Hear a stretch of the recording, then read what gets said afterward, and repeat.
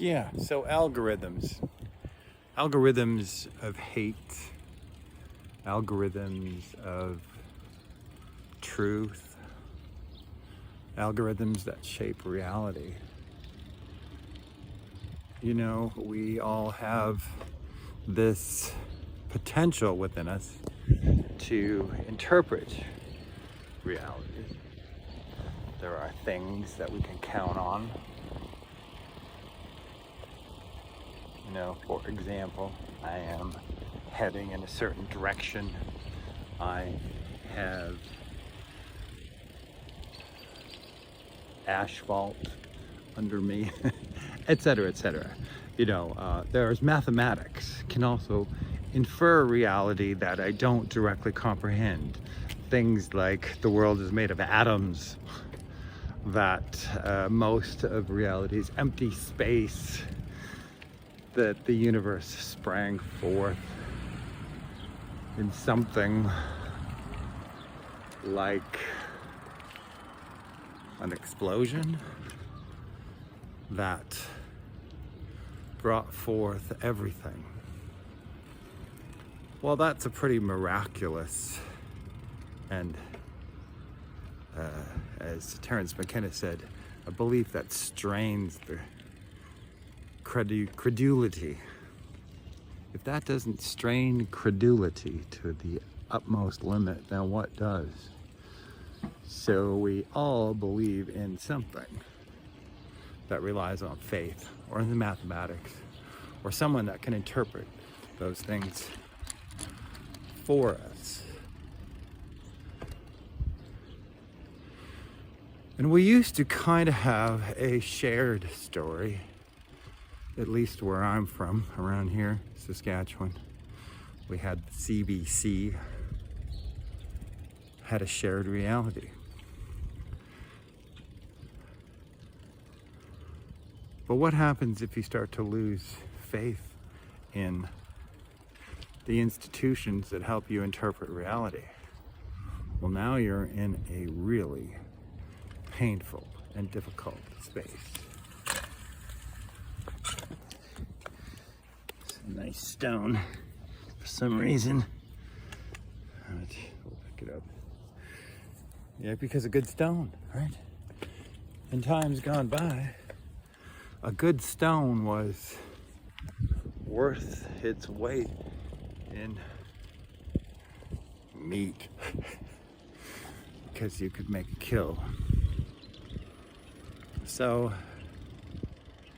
if we're to be honest, what is the nature of reality depends on the context in which you're viewing it. If you're a Neolithic caveman, or Paleolithic, or if you live in Mumbai, or if you live in Madagascar, New York, Paris, your realities are different. Your belief systems are different. The people you associate with are different. But every system of beliefs has a culture behind it. And we have fractured our culture into 1,000 pieces. But it seems to me that we're like an organism without an immune system. We can get viruses of the mind. There was a book called Snow Crash where there was an actual real virus, and paradoxically, there was also a computer virus that could kind of infect your mind. And reality and the metaverse became deeply conflicted, and there was a figure like Bill Gates, and sometimes I feel like we actually are living in the fulfillment of that book's main idea. Algorithms can infect our minds with viruses, and we have real ones. Everybody has T. gondii, which we get from cats, which is thought to possibly predispose us to schizophrenic type symptoms. The coffee shop is extraordinarily busy this morning, which is always nice. Well, what shall we do? So that's one of my favorite coffee shops, the Delish. But it's almost too busy. And it's a place that's really defined by the clientele of this neighborhood, which is, well,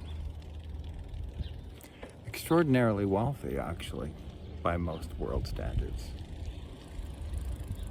Probably could have bought that home for $100,000 in 1993, maybe.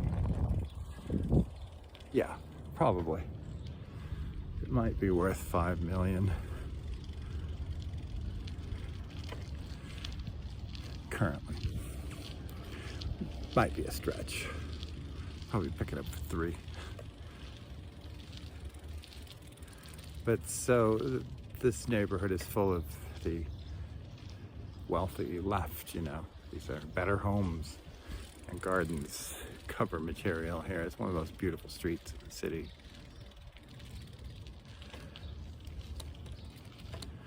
And yet right beside it, as I interviewed today, is poverty. And I straddle the same sort of lines, I guess you could say. So we just spent $500 billion in Canada, and the United States spent $10 trillion, probably more than any other country per capita. And you know, it had to be done because the world was infected with this horrible civilization killing virus.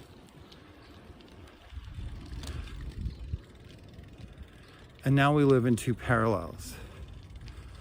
If you're part of this class, you're almost certainly going to believe that, well, it was a lot of money and it did create some problems, but you know, we had to stimulate the economy because of the virus and the fallout from the terrible pandemic.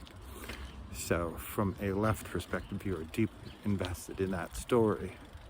And anyone who suggests otherwise is considered alien, foolish, dangerous, and just generally someone you do not want to talk to.